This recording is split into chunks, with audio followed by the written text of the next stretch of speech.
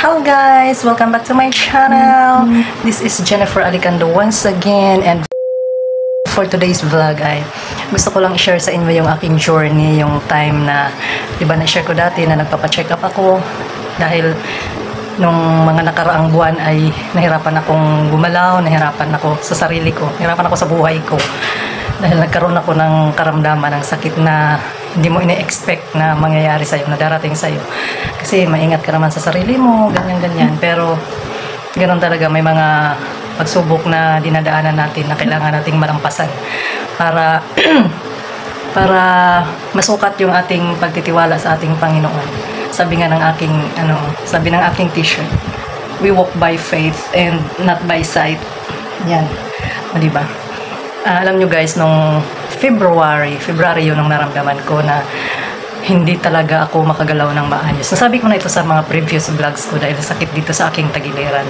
Nagpa-check up ako dahil masakit yung tagiliran at sumabay din sakit ng ating balakang. So, nagpa-check up na ako kasi nahirapan na ako nga gumalaw.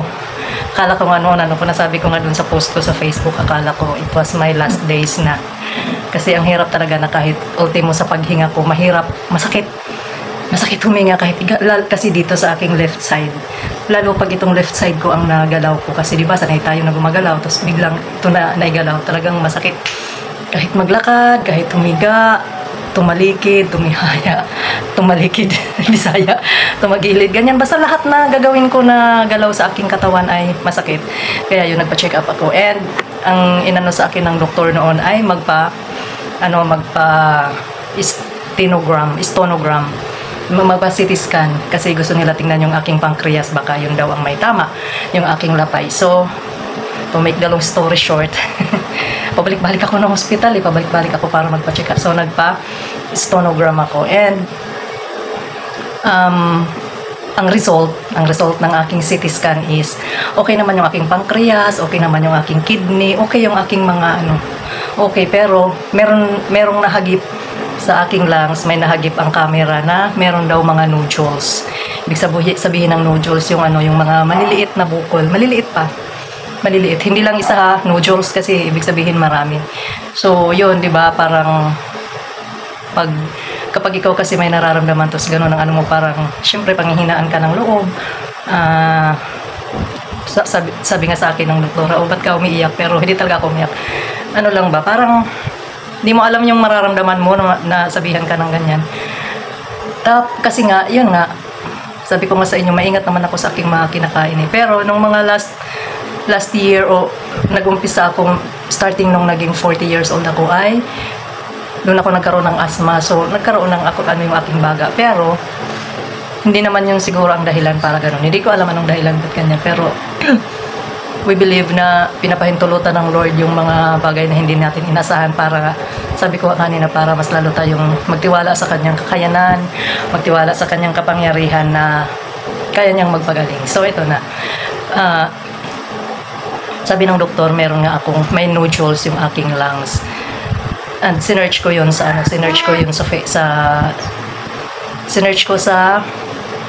kay Mr. Google, tinanong ko si Mr. Google at pinakita sa akin Mr. Google, papakita ko sa inyo dyan, yung itsura ng nodules. So, yun. And, yes, gusto ulit ng doktor na Damaris Dumididi. Papatulogin kasi namin dahil mamaya alis kami. Pero magkwentuhan muna tayo. Ayun, tuloy tayo. Gusto ulit ng doktora actually siya yung mahawak sa akin. Gusto niya na magpa-CT scan ulit ako with contrast na. And parang natakot ako doon sa procedure na gagawin sa with contrast kasi meron daw ituturok sa iyo na medicine. Sabi nga nung may nagkwento sa akin na doon sa hospital na meron daw niyan meron case na ganyan na hindi na nagigising nung CT scan, yung CT scan with contrast. Hindi na nagigising, na coma daw, ganyan. Lalo na kapag may mga mga complication na or may meron kang mga allergies, ganon. So tinablan ako ng takot. So sabi ko sa sarili ko, hindi na ako hindi na ako magpapa-CT scan ulit. Pagaganahin ko yung aking faith, pagaganahin ko yung aking pananampalataya. Yun talaga yung sabi ko sa sarili ko. Kaya hindi na ako bumalik doon sa ospital para magpa CT scan ulit. Kasi bukod sa pricey siya, ayaw ko na. Kasi natakot ako doon sa baka hindi na ako magising, di ba? Ayaw ko pang mangyari sa akin ng ganun. Gusto ko pang mabuhay ng masaya, ng mapayapa. So yun, kaya yun din ang dahilan. Kaya yung bagong hospital namin dito sa Taguig, hindi nag-o-offer noon yung CT scan with contrast kasi wala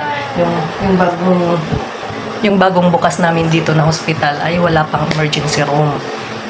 Kaya hindi available doon sa hospital na pinapacheck-upan ko. Yung bagong bukas na hospital namin dito sa Taguig, hindi available yung CT scan with contrast. And available doon sa isa pa naming hospital.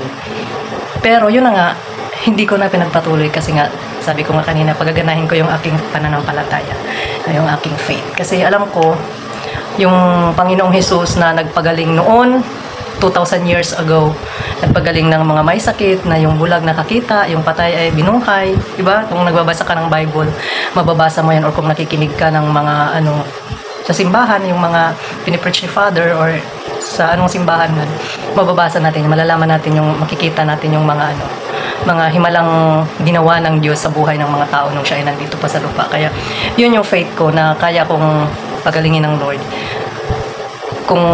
Kung napagaling niya noon yung mga tao nung dito siya sa lupa, nung nagme-minister siya dito sa mundo, ay kaya rin akong pagalingin ng Diyos sa aking pananampalataya. Kaya yon ang ginawa namin mag-asawa everyday bago siya pumasok sa work. Yung meron kaming may Bible app tayo, di ba? May Bible app, guys. Kung baka gusto niyo din magbasa, I want you to encourage magbasa din kayo ng Bible.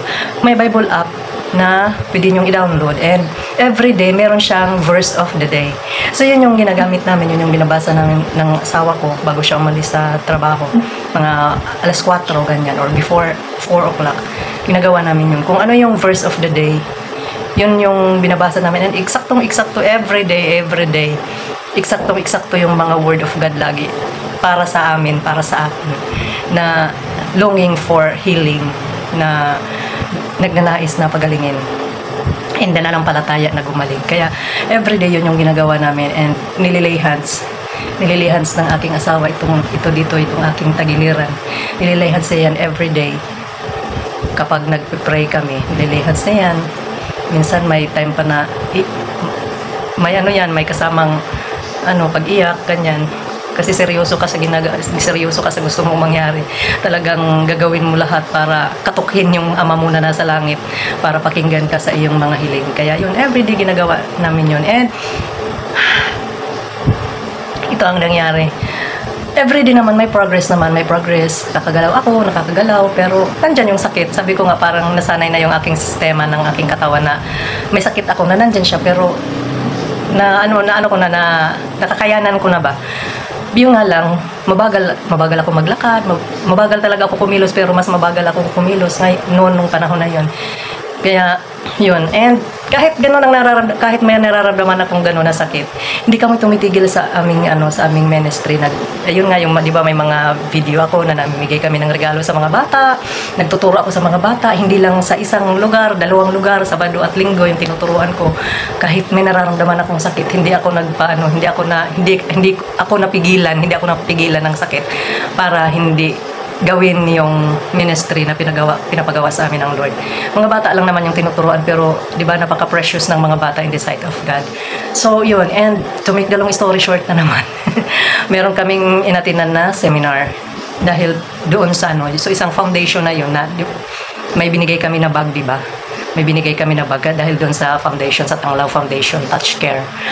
Kaya, nandun nag-attend kami mag-asawa ng seminar, and parang 3 or 4 days yata akong constipated nung time na yun. Pagdating namin doon, mga after lunch, naramdaman kong nadudumi ako. So, pumasok ako ng CR, pumunta ako ng CR, and buti na lang, ako lang mag-isa ang nandun, kasi nag-uumpisa ng session after lunch break yun tapos umpisa na ng session, saka ko naramdaman yun, nadudumi ako. So umupo ako doon sa bowl, tapos alam niyo ba yung pag ano ko, di ba, syempre, iirit tayo. Yung paglabas, grabe guys, sobra ang baho talaga. Ang baho na ang langsa na kung, siguro kung may tao doon, may ibang tao doon sa, ano, sa CR, mahaamoy niya yung sobrang baho talaga, sobrang baho talaga. And pagtingin ko doon sa bawal, may lumutang na, ito, ganito kalaki. Ganito kalaki ito, mula dito sa guhit na yan, yan. Mga ganito kalaki, 3 peraso siya. 3 peraso na ganito kalaki, lumutang doon sa bowl, na maitim siya, maitim. First time ko nakita yung ganun. Hindi ko rin alam bakit tiningnan ko at pinicturean ko pa. Pinicturean ko pa yun kasi pinakita ko sa asawa ko. And mula nung lumabas yun, talagang umokay na yung pakiramdam ko. Wala na akong naramdaman na sakit. Nakakapaglakad na ako ng yung normal ko na lakad. Nakapag-aalis kami na mabilis na lakaran, nagawa ko na yun. And talagang glory to God na He hears our prayer. Bidininig na yung aming panalangin, and yung aking pananampalataya ay gumana. Oh, thank you Lord talaga. Wala na akong sakit. Wala na yung aking nararamdamang sakit. I am healed now. I am healed. Salamat sa Lord sa kagalingan. Salamat sa kanyang kapangyarihan na magpagaling.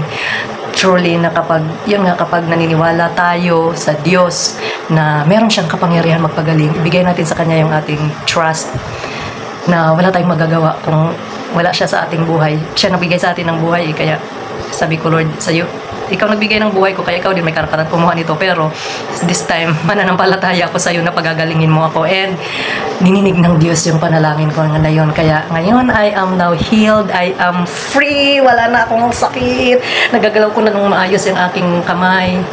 Kahit pa tumakbo, kaya ko nung tumakbo, mabilis na akong manglakad. And yun, salamat sa Lord sa kagalingan. Salamat sa pagdinig niya sa aming panalangin. And yun, sana na-encourage kayo sa aking kwento. Alam ko, iba-iba naman tayo ng pananampalataya, di ba? Iba-iba tayo ng mga pinaniniwalaan, pero this is what happened to me. Sana ay nakapagbigay sa inyo ng inspirasyon na kaya ng Diyos magpagaling ng sakit kapag magtiwala ka lang sa Kanya. Pero of course, ginagamit niya yung mga doctors, ginagamit niya yung mga kagamitan ng ano sa hospital para malaman natin kung ano yung sakit natin. Pero it's up to us kung gaano kalakas, gaano kalaki, gaano kataas yung ating pananampalataya sa Lord. And nagdidepende sa iyo yun kung gaano ka-faithful sa Panginoon, gaano ka-totoo sa iyong pananampalataya na without doubting. Kasi 'di ba sabi ng Bible, kapag nagda-doubt ka daw, kapag nagdadalawang isip ka, is para kang alon na nagba-back and forth, ganon. 'Di ba yung alon? Alam niyo yan, kasi yung alon na yun, nagba-back and forth, ganon. So hindi ako nagdalawang isip na hindi pagalingin ng Diyos. Talagang naniwala ako na pagagalingin ako ng Diyos sa aking sakit. Kaya ngayon, I am healed. And I thank God for that. God bless you. Ito yung mga video clip na nakuha ko nung nagpapacheck up ako.